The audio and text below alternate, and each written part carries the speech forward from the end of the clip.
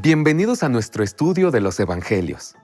Hoy queremos empezar con una descripción general del contenido esencial y las características únicas en cada uno de los 4 Evangelios: Mateo, Marcos, Lucas y Juan. En el mundo hebreo, un evangelio era una declaración de buenas noticias del campo de batalla. Se aplica en los profetas para el anuncio glorioso cuando Dios venga a este mundo para derrotar a sus enemigos y establecer su reino entre los hombres. En el Nuevo Testamento también se aplica a la venida de Cristo. Jesús expía el pecado que separa a los hombres de un Dios santo y que no puede pasarlo por alto, llamando a todos los hombres en todas partes a que se arrepientan y regresen con confianza y fe al Creador contra quien se han rebelado. Esta victoria en el campo espiritual por la redención de las almas de los hombres es ganada en la vida, muerte y resurrección de Jesús. Todos los evangelios están construidos con sermones narrativos que se forman con el material biográfico de la vida de Jesús. Incluso cuando muchas de las historias son las mismas, no son los mismos sermones. Cada autor da una interpretación inspirada de la vida, muerte y resurrección de Jesús, pero cada una tiene un enfoque espiritual diferente, materiales únicos y una manera distintiva de reunir las historias. Aquí hay algunas perspectivas que vamos a considerar. Primero, todos los evangelios nos hablan de Jesucristo, pero hay ciertas partes de la vida, muerte y resurrección de Jesús que son más o menos importantes para los objetivos de la predicación de cualquiera de ellos. Por ejemplo, cada autor tenía una audiencia diferente mientras escribía, y esas audiencias tenían necesidades específicas. Tenían o carecían de conocimientos previos o compartían luchas particulares o debilidades. Diferentes audiencias responderían mejor a ciertos temas o métodos de presentación.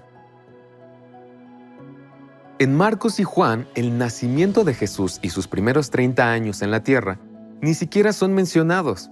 Cuando leas el Evangelio de Mateo, encontrarás información de su nacimiento y la lista de nombres históricos llamada genealogía, pero nada de esto ocupará demasiado espacio. Cuando leas el Evangelio de Lucas, descubrirás que la historia inicia antes del nacimiento de Jesús, narrando los acontecimientos que rodearon el nacimiento del primo de Jesús, Juan el Bautista. Lucas también nos cuenta de diferentes historias acerca del nacimiento de Jesús, a comparación de Mateo, que incluirá una genealogía que toma un camino diferente y termina en un lugar distinto. De hecho, verás una historia sobre Jesús cuando era niño. Hay 89 capítulos en los 4 evangelios juntos. De los 89 capítulos, 4 cubren el nacimiento y los primeros 30 años de la vida de Jesús. 85 capítulos tratan de los últimos 3 años de su vida y 27 de ellos interpretan y presentan material de su última semana. El Evangelio de Juan dedica la mitad de sus 21 capítulos a la última semana de la vida de Jesús y nunca menciona su nacimiento ni nada de los primeros 30 años de su vida. Sin embargo, sí menciona la vida de Jesús con el Padre antes de su nacimiento. Al acercarnos a los evangelios, observe dónde pusieron énfasis los autores. La razón del por qué los evangelios tienen muy poco que decir acerca del nacimiento de Jesús y sus primeros 30 años, y mucho que decir acerca de su última semana de su vida, nos ayuda a tener cierta perspectiva de lo que estos 4 evangelios tratan. Son llamados evangelios porque hacen más que solo decirnos de la vida de Jesús. Nos dan las buenas nuevas de lo que Jesús hizo en la batalla espiritual. Marcos no solo no menciona el nacimiento de Jesús o sus primeros 30 años. Él solo menciona que Juan vino anunciando que el Todopoderoso ya viene y te tienes que preparar para ello. Luego presenta a Jesús con unas simples palabras: Jesús vino de Nazaret en Galilea. La mayor parte del mundo moderno divide la historia humana en 2 partes: antes de la llegada de Jesús, AC, y después de la llegada de Jesús, DC. ¿Te imaginas lograr tanto en tu vida que el mundo decidirá dividir la historia en el periodo anterior a tu vida y el periodo posterior a tu vida? Mientras estudias estos evangelios, verás que predican las buenas nuevas de que Jesús vino como el Cordero de Dios que quita el pecado del mundo. Como declara Juan el Bautista en Juan 1:29, Jesús vino a resolver nuestro problema del pecado, y Mateo, Marcos, Lucas y Juan están escritos de una manera especial para resaltar diferentes aspectos de ese trabajo. La vida de Cristo en los 4 evangelios generalmente se organiza en torno a varios eventos importantes: su nacimiento, su bautismo, su tentación, sus milagros, su enseñanza, su transfiguración y especialmente su muerte, resurrección y ascensión al cielo, con una misión para sus discípulos y una promesa de volver. La última semana de la vida de Jesús es particularmente importante para los escritores de los evangelios porque esa fue la semana en la que la misión terrenal de Jesús alcanza su mayor punto a través de su sacrificio expiatorio y su validación como Señor y Cristo a través de la resurrección. De la misma manera, cada evangelio presenta a Jesús como un visionario en una misión. Cada uno permite que Jesús le cuente a usted acerca de los diferentes aspectos de esa visión y la misión para lograrlo. Mientras lee, escucha a Jesús mientras le dice quién es, por qué vino, cuáles son sus propósitos, cuáles son sus metas para su propia vida y para sus discípulos después de él. Por ejemplo, si lee el Evangelio de Juan, descubrirá que Jesús era un hombre con una magnífica obsesión. Lo expresó de esta manera en Juan 9:4. Me es preciso hacer las obras del que me envió mientras dure el día. La noche viene cuando nadie puede trabajar. En el capítulo 4:34, después de guiar a una mujer samaritana perdida a creer en él mientras sus discípulos le preparan el almuerzo, Jesús rechaza la comida que le trajeron sus discípulos diciendo: mi comida es hacer la voluntad del que me envió y cumplir su obra. En el 5:36, cuando está encerrado en un debate con los líderes religiosos, dice: pero yo tengo un testimonio mayor que el de Juan, porque las obras que el Padre me ha dado para cumplirlas, las mismas obras que hago, dan testimonio de mí, de que el Padre me ha enviado. En el 17:4, llega al final de sus 3 años de ministerio y ora estas asombrosas palabras en Getsemaní: yo te he glorificado en la tierra, habiendo acabado la obra que me has dado que hiciera. Así, colgado de la cruz, las últimas palabras de Jesús antes de inclinar su cabeza y entregar su espíritu en el 19:30 son: consumado es. De todas estas maneras, Juan habla de un Jesús que vive una vida modelo y nos muestra el propósito de la existencia humana. Esta misión se refleja en el antiguo credo cristiano. El fin principal del hombre es glorificar a Dios y disfrutarlo para siempre. Aquí hay algunas preguntas desafiantes para aplicar este pequeño fragmento del Evangelio de Juan a tu vida. ¿Has encontrado las obras que Dios quiere que realices para su gloria? Si es así, ¿estás terminando o cumpliendo esos trabajos día a día? Cuando llegue el momento en el plan de Dios para ti y que debas morir, podrás decir: Padre, te he glorificado en la tierra. He terminado los trabajos que me diste que hiciera. Está terminado. Un buen enfoque para comprender la vida de Jesús al leer estos 4 evangelios es hacer esta pregunta: ¿cuáles eran esas obras que el Padre quería que Jesús realizara? Con base en la cantidad de espacio que se le dio y en su viaje anticipado hacia ella, la cruz claramente ocupa un lugar destacado en esa obra del Padre. Por lo tanto, nos corresponde descubrir precisamente qué es lo que fue terminado en la cruz. Este es uno de los muchos lugares en los que el Antiguo Testamento y el Nuevo Testamento se relacionan. Apreciarás y comprenderás mucho más el Nuevo Testamento si has estudiado el Antiguo Testamento. En el Antiguo Testamento, Dios dijo: créanme cuando les digo que voy a eliminar la separación entre mis creaciones especiales y yo. Por lo tanto, gran parte del simbolismo en los sacrificios del Antiguo Testamento apuntan hacia la idea de la expiación y los medios por los cuales los hombres pecadores pueden morar en la presencia de un Dios santo sin ser consumidos.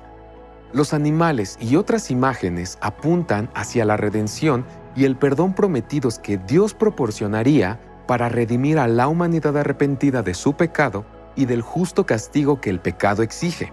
Aquí, Jesús brilla como el Cordero de Dios sacrificado. El Nuevo Testamento dice: créanme cuando les digo que reconcilié a los pecadores. Como se señaló anteriormente, Juan nos dice sobre la venida de Jesús que Él es el Cordero de Dios que vino a cumplir el significado de todos esos símbolos. Es por eso por lo que la muerte de Jesús en la cruz se conoce como un logro. Fue su muerte la que nos redimió de nuestro pecado. Él murió en nuestro lugar por nuestro pecado, sin poseer nada para que pudiéramos vivir y no perecer eternamente en el fuego de la santidad de Dios. Es a través de Jesús, debido a su muerte, que los pecadores arrepentidos pueden morar en la presencia de un Dios santo sin ser consumidos eternamente. Ahora, Jesús realizó otras obras además de la cruz. Si todo lo que se necesitaba para lograr la redención de los hombres fuera la cruz, Jesús podría haber venido, entablar una pelea con los romanos y ser ejecutado de inmediato. Sin embargo, Jesús pasó 33 años en la tierra para lograr otras cosas también. Después de todo, hay dos partes involucradas en la brecha entre el Creador y sus criaturas. La cruz compensa la justicia divina, efectúa la expiación y restaura el potencial de relación del lado de Dios. Pero los hombres permanecen en enemistad con Dios. Pablo dice del hombre no regenerado en Romanos 8:7. La carne es enemistad contra Dios porque no se sujeta a la ley de Dios y tampoco puede hacerlo. Las personas necesitan arrepentirse, ser transformados y restaurados. Por lo tanto, las partes restantes de la misión divina de Jesús se referían, como se expresa en Hebreos 2:9, al proceso para llevar a muchos hijos a la gloria. En Juan 14:6, Jesús dice: «Yo soy el camino, la verdad y la vida. Nadie viene al Padre si no es por mí». En Hechos 4:12 reitera esta idea refiriéndose a Jesús. «Y en ningún otro hay salvación, porque no hay otro nombre bajo el cielo que ha sido dado a los hombres por el cual sean salvos. No hay otro camino hacia Dios, sino por el camino del Cordero de Dios». Note cómo Jesús no decía: «He venido para señalarles la dirección del camino y contarles acerca de la vida y describir la verdad». Jesús dijo: «Yo soy el camino, yo soy la verdad, yo soy la vida. Nadie viene al Padre sino por mí». Por lo tanto, era necesario que Jesús se estableciera en los corazones de los hombres y que formara un grupo de seguidores para propagar esta verdad por todo el mundo. Jesús llega así enseñando, predicando y haciendo discípulos. Jesús guarda la Torá con verdad y denuncia a los líderes apóstatas que han perdido el espíritu de la Torá y han abandonado la misión de Israel a las naciones. Jesús cumple profecías y vive características esenciales, trayendo los patrones y promesas del Antiguo Testamento una y otra vez para que el pueblo de Dios pueda reconocerlo. Jesús sana y hace las obras poderosas de Dios, dominando el mundo natural, derrotando a las fuerzas demoníacas, hablando proféticamente al mundo. En todo esto, Jesús toma sobre sí mismo el manto de autoridad sobre Israel, refiriéndose a Moisés, David, Elías, el siervo del Señor en Isaías y el Hijo del Hombre en Daniel 7. A través de todo, Jesús vive una vida sin pecado como un ejemplo para todas las generaciones. Pedro lo dice aún mejor en 1 de Pedro 2, 21 al 25. Pues para esto fueron llamados, porque también Cristo sufrió por ustedes, dejándoles ejemplo para que sigan sus pisadas. Él no cometió pecado, ni fue hallado engaño en su boca. Cuando lo maldecían, Él no respondía con maldición. Cuando padecía, no amenazaba, sino que se encomendaba al que juzga con justicia. Él mismo llevó nuestros pecados en su cuerpo sobre el madero a fin de que nosotros, habiendo muerto por los pecados, vivamos para la justicia. Por sus heridas ustedes también han sido sanados, porque eran como ovejas descarriadas, pero ahora han vuelto al pastor y guardián de sus almas. Después de haber hecho todo esto, antes de su ascensión al cielo, pone la gran comisión en los corazones de sus discípulos para llevar a cabo toda esta obra. Jesús dice en Mateo 28, 19 al 20, «Por tanto, vayan y hagan discípulos de todas las naciones, bautizándolos en el nombre del Padre, del Hijo y del Espíritu Santo, y enseñándoles que guarden todas las cosas que les he mandado. Y he aquí yo estoy con ustedes todos los días hasta el fin del mundo». Sí, Jesús dijo que estaría con nosotros. Fue crucificado y sepultado, pero resucitó de entre los muertos, ascendió al cielo, vendrá de nuevo. Está bien y vivo con el Padre. Vive en la gente de hoy. Así Colosenses 1:27 dice, a estos Dios ha querido dar a conocer cuáles son las riquezas de la gloria de este misterio entre las naciones, el cual es Cristo en ustedes, la esperanza de gloria. ¿Conocías a este Jesús? Tal vez conocías acerca de Él, pero ¿realmente lo conocías a Él? Sé un estudiante constante de la Biblia. Comprométete a estudiarla y dedícate hoy a conocer el camino, la vida y la verdad.